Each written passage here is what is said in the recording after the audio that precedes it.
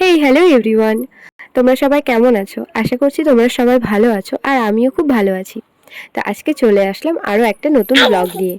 মানে পয়লা বৈশাখে আমরা ঘুরতে গেছিলাম, তো সেটাই আজকে তোমাদের সাথে শেয়ার করব। তো ঘুরতে গেছিলাম ঠিক পয়লা বৈশাখের দিন না, তার পরের দিন, কারণ পয়লা বৈশাখের দিনে একটু প্রবলেম ছিল যার জন্য বেরোনো হয়নি।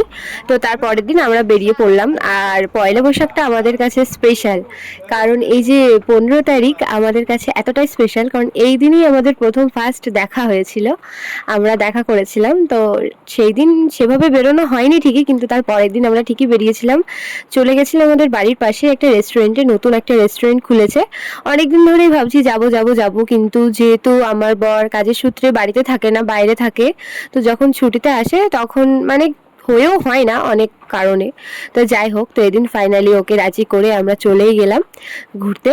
তো ওখানে যেহেতু ওপরে এসির বন্দোবস্ত ছিল না, তাই জন্য নিচে আন্ডারগ্রাউন্ডে পাঠিয়ে দিল, বললো আন্ডারগ্রাউন্ডে গিয়ে বসো, উপরের যে সাইডটা আছে ওটা রাতের জন্য, আর দিনের বেলার জন্য ওই নিচের আন্ডারগ্রাউন্ড যেখানে এসির বন্দোবস্ত আছে।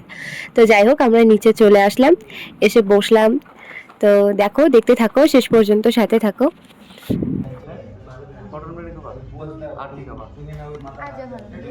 আমি 10-5 মিনিট পরে বলতেছি। ঠিক আছে। আমরা আসার সাথে সাথেই আমাদের হাতে একটা মেনু কার্ড ধরিয়ে দিয়েছিল আর বলেছিল অর্ডারটা করতে।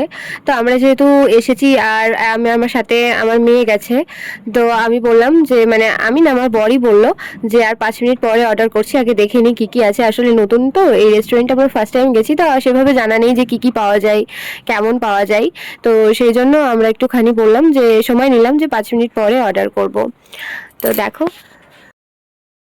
আমাদের সাথে আমাদের মেয়েও দেখছে মেনু কার্ডে যে কি কি অর্ডার দেওয়া যায়, কিন্তু ও তো কিছুই খেতে পারবে না।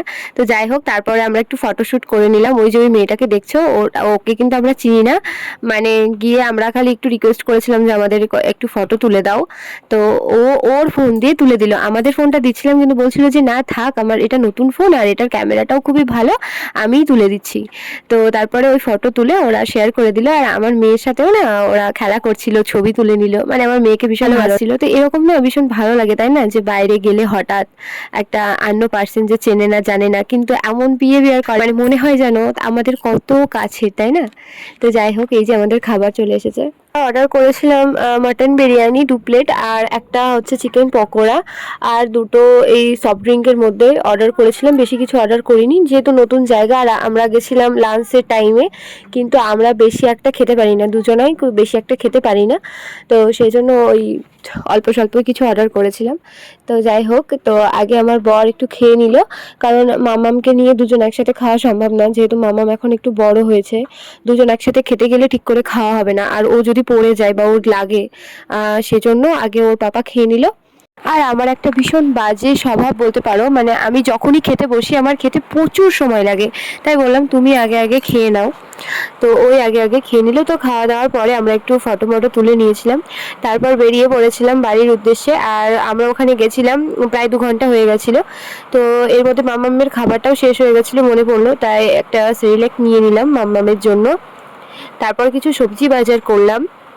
আর জানো, রাস্তায় আসার পথে আমরা হঠাৎ দেখেছি এই যে পল্লী গ্রাম বাংলা টিভি থেকে যারা এই শফিক নাটক বলে একটা নাটক হয় না, তো সেই যে নাটকের এই যে এই ছেলেটাকে চেনো? এই ছেলেটার ক্যারেক্টারটা আগুন বলে প্লে করে, মানে ছেলেটা মানে হিরো রোল করে আর আগুন বলে প্লে করে। এই যে একটু আমি দিয়ে দিলাম, আশা করি চিনতে পারবে। দেখো, আসার সময় হঠাৎ দাঁড়িয়ে দাঁড়িয়ে দেখছিলাম যে এখানে একটা গাড়ি, মানে একটা পুরো বাস ভাড়া করে এনেছে, আর এর মধ্যে একটা নায়িকা, মানে ওদের যে নাটকের যে নায়িকা, সে বসেছিল, দেখলাম। তো যাই হোক, এই সামনে এই ফার্স্ট টাইম আমি দেখলাম এরকম কোনো কিছু শুটিং। তো দেখো, তারপরে এই যে দেখো, এর মধ্যে একটা সিন ছিল যে নায়িকাটা গাড়িতে উঠে চলে গেল আর নায়ক পেছনে ফলো করবে, তো এরকম কিছু একটা শুটিং ছিল। তো এই যে দেখো, এই যে পাশ দিয়ে বেরিয়ে গেল। তো তারপর আমরা চলে এসেছিলাম বাড়িতে। আর পুরো ভিডিওটা দেখার জন্য অনেক অনেক ধন্যবাদ তোমাদেরকে।